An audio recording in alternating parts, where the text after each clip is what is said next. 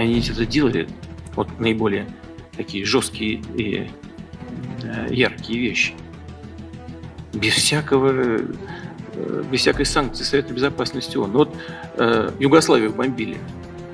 Под каким предлогом? Что санкции Совета Безопасности, что ли? Где Югославия, где США? Уничтожили страну. Да, там внутренний конфликт, там свои проблемы. Но кто дал право наносить удары по европейской столице? Никто. Просто так и решили. А сателлиты за ними бежали сзади и подтягивали. Вот и все международное право. А под каким предлогом вошли в Ирак?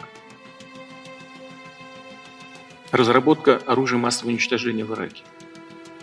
Зашли, страну разрушили, создали очаг международного терроризма, а потом выяснилось, что ошиблись. Потом сказали, нас разведка подвела. Ничего себе.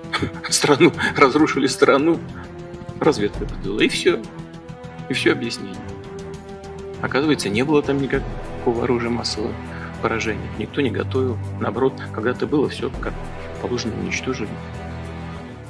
А в Сирию когда шли? Что, санкции Совета Безопасности?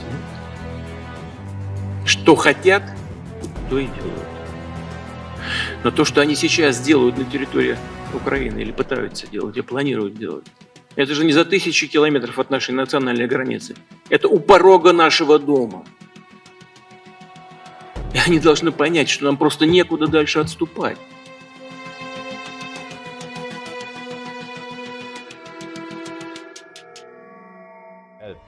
And this Russia has grown now to a position where it is so powerful. Let us remind you, if you need to be reminded, that in the same way that the United States expressed its concern for its own security and would not allow Cuba to have nuclear missiles that could reach the United States, similarly, Russia has to be recognized to have a right to protect its own security. It is a superpower. It's the most powerful military power in the world today.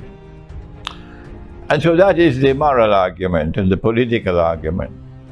For those who say, no, Ukraine has the right to do what Ukraine wants to do. Well, fine.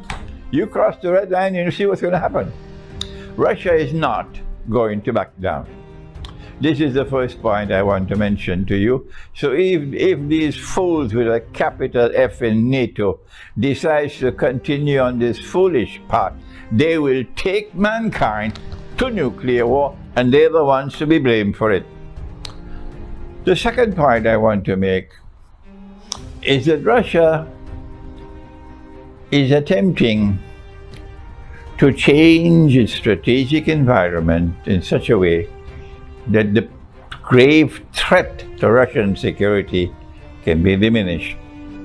And for this reason, Russia has amassed more than 100,000 troops, Russian troops, and all the hardware you need, all the military supplies you need for war, on the Ukrainian border, the border between Ukraine and Russia. Will Russia invade Ukraine? No.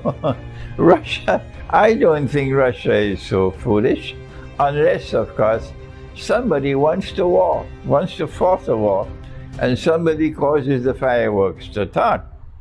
There are always those who want to get war, but most importantly, a psychological message.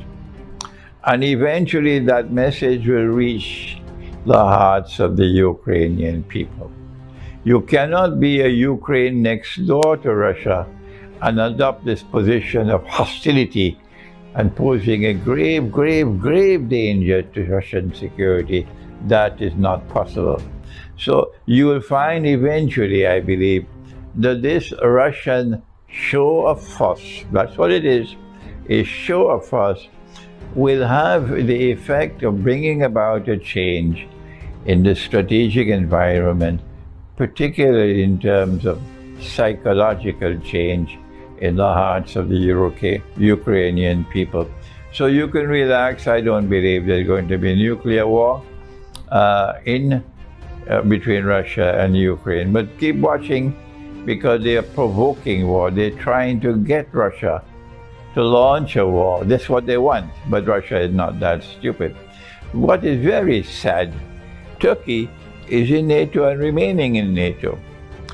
But also, Turkey is building fraternal relations with Russia. At the same time, while you're doing that, you act in such a provocative way. You are arming, you're selling weapons to Ukraine, you're supporting Ukraine against Russia. Why is Turkey behaving in such a reckless way? Is there nobody who can teach a lesson to this reckless man who is ruling over Turkey and who wants the world of Islam to recognize him as a leader of the world of Islam? This man is recklessly misguided, and if he continues on this path, just remember that if war with Russia does start, the NATO missiles will fly from Turkey first of all against Russia. That NATO will ensure that the first missiles fly from Turkey, because when that happens, Turkey will be at war with Russia. But the foolish people who are ruling over Turkey don't realize that. Once Turkey is at war with Russia, Turkey will be destroyed. Once Turkey is at war with Russia, listen to me, the Turkish armed forces will be destroyed. And that is when the prophecy of Nabi Muhammad ﷺ will be fulfilled. That a Muslim army will then conquer Constantinople, because the Turkish armed forces have been destroyed.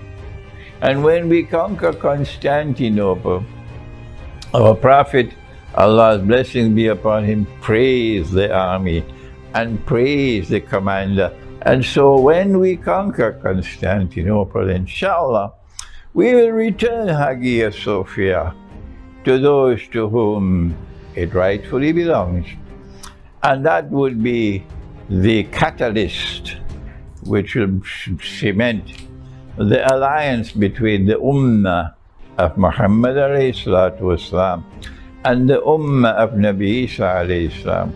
And these two coming in alliance will then complement the alliance between Russia and China, which pose today the greatest threat, the greatest obstacle to the Zionist rule over the whole world, and therefore to Dajjal wanting to rule the world from Jerusalem.